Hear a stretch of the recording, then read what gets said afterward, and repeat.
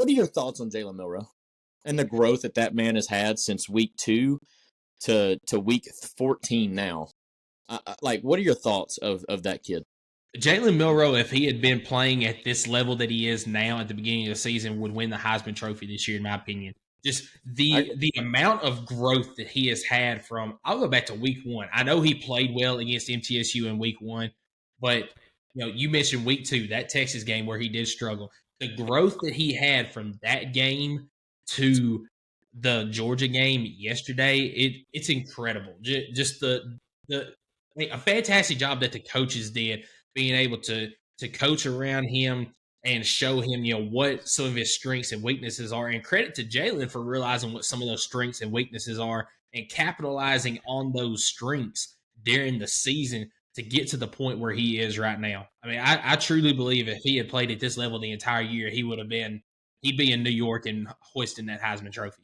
what a lot of people don't understand, especially when it comes to the selection committee, and it got brought up over and over, is everybody was saying this is the same Alabama team that lost to Texas in week 2. That is the same. And I'm like, no, that's not the same Bama team that lost to Texas in week 2. Oh, absolutely. This team has grown insurmountably. Jalen Milroe, I'm not even going to say he struggled as much in week 2, as much as he just made some bad decisions in week 2 against Texas. And because of those bad decisions, because of those mental mistakes, the offensive coordinator then really couldn't trust Jalen Milroe in the next few games. I mean, he got sat. He never even played in week 3 against USF. Southern Florida. Thank you. USF. And now we have our agreements on why that happened. Regardless, Jalen Milroe got a little bit smarter. Doug got really dirty in the film room. And now he's gained his team's trust back, which I don't know if he really ever lost that within the team. But most importantly, he gained the trust back in the coaches. And now you're seeing a kid that's going out there making plays with his legs and his arm. And not only are Bama winning games, they're actually winning games because of Jalen Milroe. Something that we wouldn't say at the beginning of the year. We said at the beginning of the year, at least I know I did. I'm not going to speak for you, but right. I said at the beginning of the year, the only way Alabama was going to have success this year is if they went back to the team that they were back at the beginning of Nick Saban's coaching tenure, when you had Derrick Henry, you had Mark Ingram, you had Trent Richardson, you had those big studs at running back. You were expecting Alabama to just pound the ball this year, focus on that running game.